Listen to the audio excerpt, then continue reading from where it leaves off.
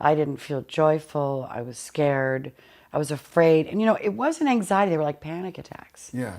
Which Goldie Hawn made the world believe in happiness. That laugh, that smile, that effortless joy Hollywood sold for decades. But behind closed doors, she wasn't joyful at all. She was scared, panicked, and quietly counting the men she promised herself she'd never work with again. At 79, she's finally hinting at the truth, a secret list of powerful actors who humiliated her, silenced her, and tried to reduce her to a joke. They called her America's sweetheart. Later, they called her difficult. And once you hear what really happened, you'll understand why she stayed silent for so long. Hollywood doesn't punish women loudly. It does it quietly. For decades, there was an unspoken rule in the industry. If you were a woman, especially one labeled likable, you didn't complain. You smiled, you laughed, and you absorbed whatever came your way. Because the moment you pushed back, the labels started. Difficult, sensitive, not a team player. Goldie Hawn watched it happen to other women long before it happened to her. Careers didn't end with scandals. They ended with silence. Scripts stopped arriving. Calls went unanswered. Meetings quietly disappeared from calendars. And the most dangerous part? No one ever told you why. Goldie learned early that confronting powerful men rarely led to accountability. It led to isolation. So she made a different choice. She stopped arguing, stopped explaining. She walked away without making noise. That silence wasn't weakness, it was strategy. Because once you understand how Hollywood really works, you realize something unsettling. The people who last the longest aren't the loudest ones. They're the ones who know when disappearing is safer than fighting back. And the first time Goldie put that strategy to the test, it shocked everyone in the room. It started as a joke. That's how moments like this always begin in Hollywood. Framed as humor, dismissed as personality, brushed off as just how he is. Goldie Hawn was invited to a table read in the late 1980s for a studio comedy everyone expected to be a hit. Pairing her warmth with Bill Murray's unpredictability looked perfect on paper. Executives called it electric. The reality felt different the second he walked in. Murray arrived late, loud, unprepared. He tossed a half-empty coffee cup onto the table, splashing dangerously close to the scripts,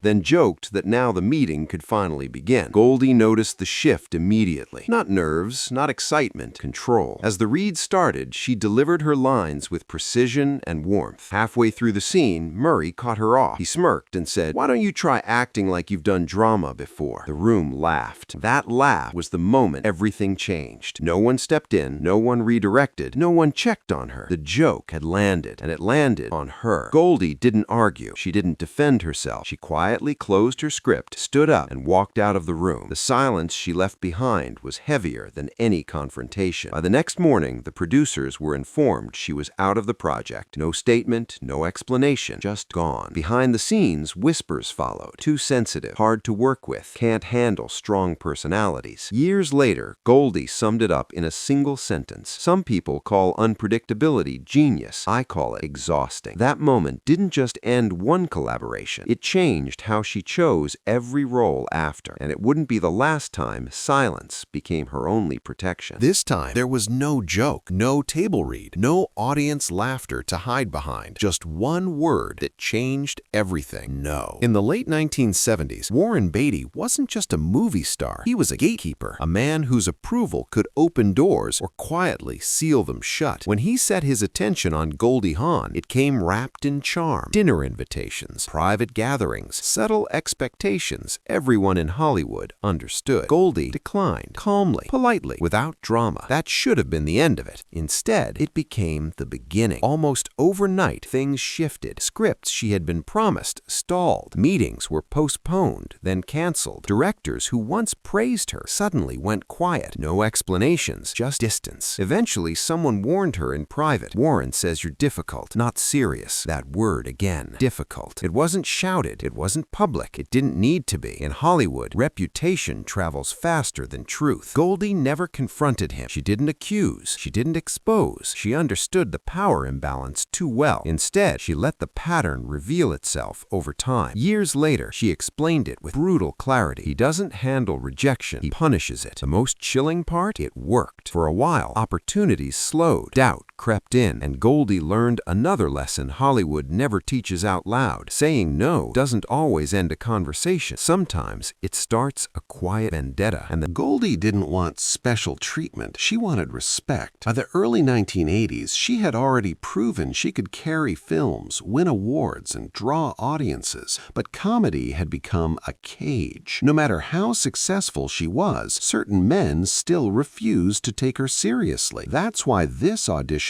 mattered. She was invited to read for a serious drama opposite Dustin Hoffman, a chance to step fully outside the funny blonde box Hollywood loved to keep her in. The room was full of decision makers. Everyone expected intensity. They got something else. Halfway through the scene, Hoffman stopped the reading cold. He looked at Goldie, then turned away from her and addressed the producers instead. She's still playing it like a sitcom. The comment hung in the air. Goldie wasn't invited into the conversation. She was talked about, not talked to, reduced to a stereotype in front of the people deciding her future. She didn't react. No argument, no explanation. She finished the scene with calm control, thanked everyone, and walked out. The next morning, she made a decision that changed her career. She called her agent and said she was done fighting for rooms where respect was already off the table. Later, she put it simply, some men forget they're not directing the women around them. That audition wasn't about one role. It was a line she refused to cross again. And what happened next showed that disrespect didn't always come wrapped in intellect. Sometimes it came disguised as comedy. Comedy isn't always funny behind the scenes. For Goldie Hawn, one of the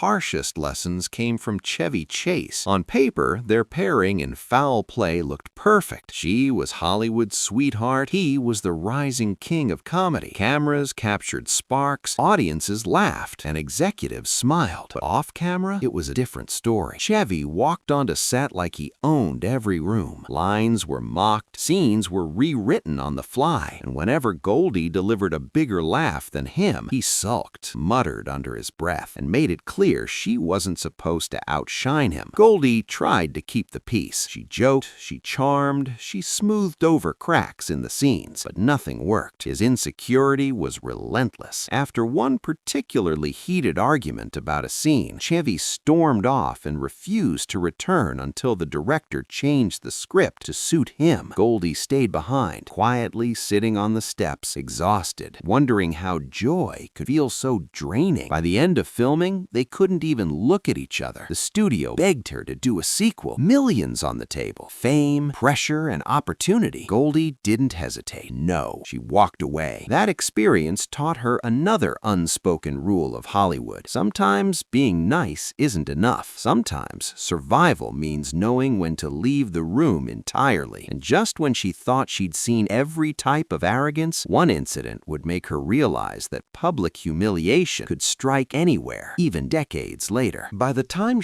Penn entered her orbit, Goldie Hawn had survived decades in Hollywood. She had learned how to navigate the quiet punishments, the subtle manipulations, the invisible power plays. But nothing prepared her for this moment. It was 2014 at a Malibu charity gala. Chandeliers sparkled, cameras clicked, and Goldie stepped up to speak about mental health, a cause she cared deeply about. The room fell silent, listening, except for Penn. From his table, he sighed audibly, rolled his eyes, and said loud enough for nearby guests to hear, another celebrity wellness sermon. Goldie didn't flinch. She finished her speech, receiving warm applause. But as she left the stage, Penn leaned back and added the line that would sear itself into her memory. She should stick to giggling. That wasn't a joke. That wasn't playful teasing. That was a reduction. Decades of talent, success, and effort condensed into a single dismissive comment. In the car afterward, she spoke aloud for the first time. After everything, I'm still reduced to giggles. From that night forward, she avoided any event where his name appeared. When asked years later about him, she didn't hesitate. Not my energy. Goldie wasn't angry anymore. She was done. And yet, the story wasn't over. One final name would reveal the quietest and cruelest form form of dismissal Hollywood could offer, and it came from a legend everyone respected. The last name on Goldie Hawn's list wasn't loud. It wasn't angry. It wasn't dramatic. It was Kirk Douglas. By the late 1990s, he was Hollywood royalty, a legend, revered, untouchable. And Goldie, now an Oscar-winning actress and producer, attended a panel alongside him, expecting professionalism. At first, he greeted her warmly, kissed her hand, complimented her appearance. "You haven't aged a day, sweetheart." The audience chuckled. Goldie smiled politely, but inside, something closed. During the discussion, Kirk repeatedly interrupted her, finished her sentences, corrected her thoughts. Each moment reminded everyone who the big man in the room was. She was no longer a co-star or peer. She was decoration. A moderator later admitted you could feel the shift. Goldie went from glowing to stone cold in minutes. Afterward, she confided to a friend, "He still sees me as the blonde in a bikini. I've won an Oscar." She remained friendly with Michael Douglas, whom she often praised, but Kirk, she never spoke of him again. "Some men," she later said quietly, "don't deserve a second act in your memory." And in that silence, her most consistent tool, Goldie finally found peace, because none of these men ever knew they were on her list. Her revenge wasn't confrontation. It wasn't exposure. It was walking away, unbothered, and leaving their judgment powerless. And that's when the full picture becomes clear. Hollywood's brightest smiles often hide the deepest scars. Goldie Hawn's story isn't just about 6 men. It's about a system, a culture that rewarded charm, tolerated cruelty, and punished women who set boundaries. She didn't expose anyone. She didn't need to. Her silence became her shield, her career, her statement. Walking away was her way of reclaiming control